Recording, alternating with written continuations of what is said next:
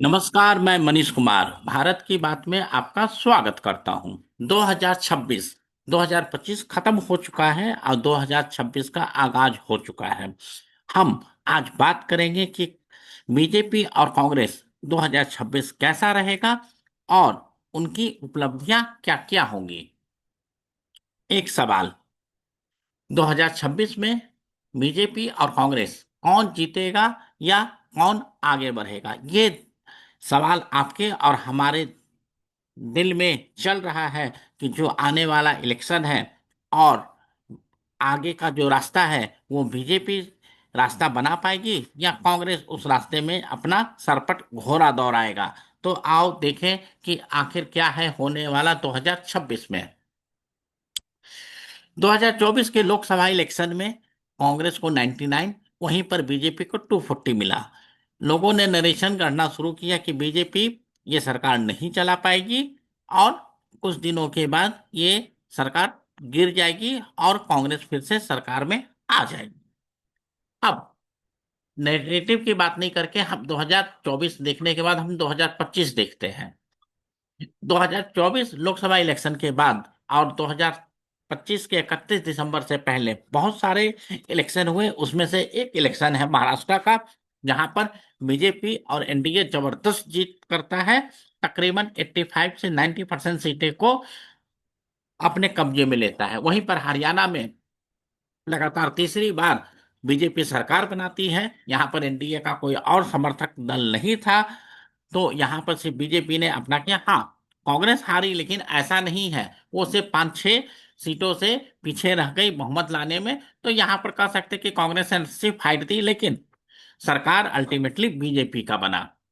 बिहार बिहार में बीजेपी सबसे बड़ी पार्टी बनी और बीजेपी एनडीए मिलके एक बार फिर से पूरा सोफरा साफ कर दिया और तकरीबन 80 टू 85% सीटें बीजेपी और एनडीए ने जीत ली।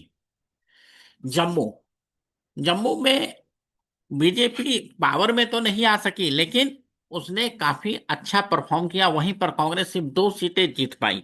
तो ये अपने आप में एक दर्शाता है कि बीजेपी का परफॉर्मेंस क्या चल रहा। दिल्ली में आम आदमी पार्टी को जो लगातार 3 चुनाव से जीत रही थी और कांग्रेस जहां पर जीरो थी जीरो पर ही रही और बीजेपी सत्ता में आ गई। तो बीजेपी के लिए ये बहुत ही शुभ संकेत है कि 2024 में खराब परफॉर्मेंस होने के बावजूद 2025 और 2024 में जो इलेक्शन हुए काफी अच्छा गया है।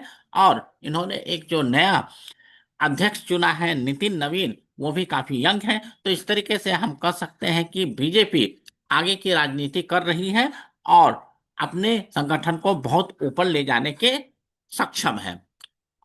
अभी कुछ दिनों पहले केरल में एमसीडी चुनाव हुआ, जहां पर बीजेपी जीता। महाराष्ट्र में बीजेपी और एनडीए जीत रहा है।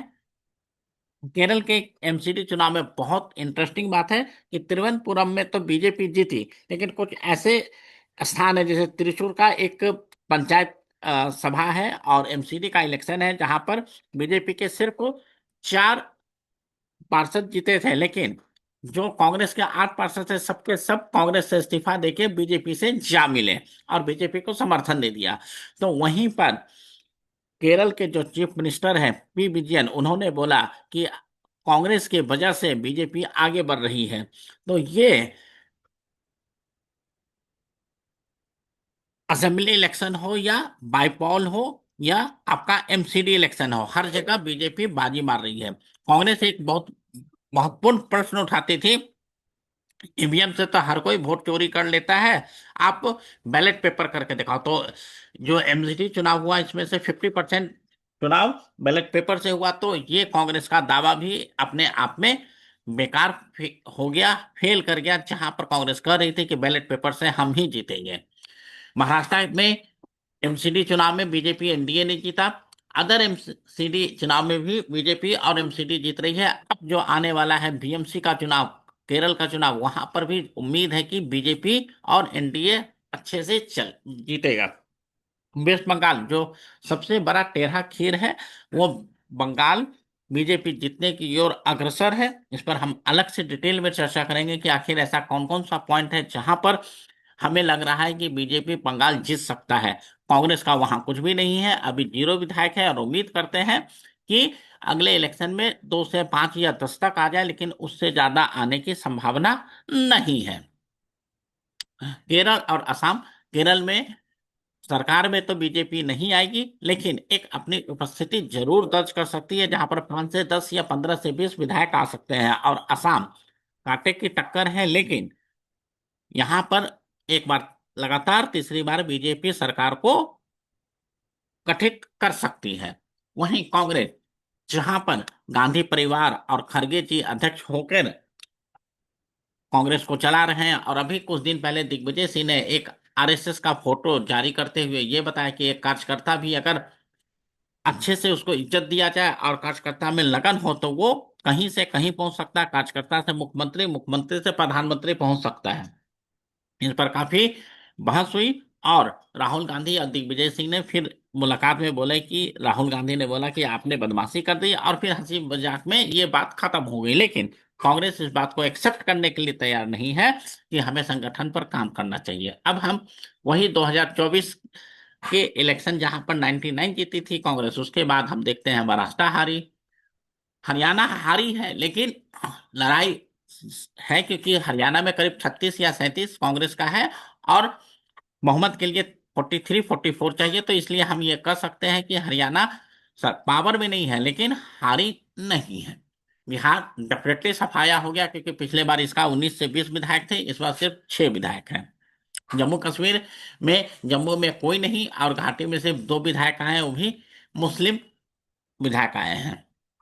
जी, दिल्ली में लगातार 3 बार जीरो, और अगर हम लोकसभा और विधानसभा दोनों कर ले तो पिछले 6 बार में ये 0 0 0 0 0 चल रहे हैं। तो 6-0 से बीजेपी आगे है कांग्रेस है, क्योंकि लोकसभा में भी जीरो और विधानसभा में भी जीरो।